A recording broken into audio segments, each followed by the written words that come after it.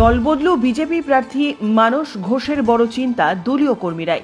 তার হয়ে কি আদেও নামবেন বিজেপির আদি কর্মীরা? সংশয় রয়েছেন জেলা বিজেপির পদাধিকারীরা, কারণ জেলা সভাপতি নিজেই তার প্রার্থী পদের বিরোধিতা করে পদত্যাগ করেছেন। যদিও দল থেকে তাকে বোঝানোর চেষ্টা চলছে বলে বিজেপি সূত্রে খবর। কংগ্রেসের হয়ে রাজনীতি শুরু করেন বিজেপি প্রার্থী মানস কুমার ঘোষ। রায়গঞ্জের কংগ্রেস প্রার্থী মোহিত সেনগুপ্তর হাত ধরে রাজনীতিতে আসেন তিনি।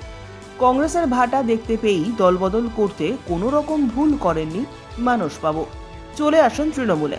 আসার পর পদও পেয়ে যান, কারণ দলত্যাগ করার আগে তার গায়ে জুটেছিল যুব কংগ্রেস সভাপতি তকমা, যে তকমা নিয়ে তৃণমূলে তার পদ পেতে অনেক সুবিধে হয়। 2018 সাল থেকে 2023 সাল পর্যন্ত রায়গঞ্জ পঞ্চায়েত সমিতির সহ সভাপতি ছিলেন। ভালোই চলছিল তৃণমূলে তার রাজত্ব।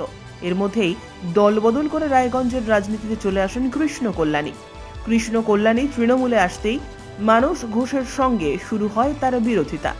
সেই বিরোধিতা থেকেই মানস ঘোষকে জেলা পরিষদে প্রার্থী হতে দেননি কৃষ্ণ কল্যাণী। তৃণমূলের অন্দরে কান পাতলেই শোনা যায় সেই সব কথা। রাজনীতিতে পাকা মানসবাবু ফের দলবদল করে চলে আসেন বিজেপিতে, আর বিজেপিতে এসে জায়গা করতে শুরু করেন। কার্তিক পাল সাংসদ হতেই জেলায় মানস কুমার ঘোষের দর বাড়তে শুরু করলো। পেয়ে গেলেন উপনির্বাচনের টিকিটও। কিন্তু দলবদলের তকমা এবার আরও জোরালো করলেন বিজেপি জেলার একাংশ নেতারাই। যদিও রায়গঞ্জ এলাকার বাহির এলাকায় তার প্রভাব রয়েছে, কিন্তু তার প্রভাব নেই রায়গঞ্জ পুরো এলাকায়। তাহলে কি কারণে প্রার্থী করা হলো মানস কুমার ঘোষকে? উত্তর দিতে পারছেন না জেলার একাংশের নেতৃত্বরাই।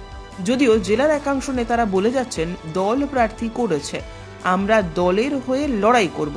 এখন দেখার রায়গঞ্জ বিজেপির আদি 90-এর লড়াই কোন জায়গায় দাঁড় করায় মানস ঘোষকে। কৃষ্ণ কল্যাণী দলবদল করলেও বেশ কিছু জায়গায় এগিয়ে, সেখানে শুরুতেই মানস ঘোষ পিছিয়ে বলে মনে করছে রাজনৈতিক মহলের একাংশ। ব্যুরো রিপোর্ট, উত্তরের প্রহরী।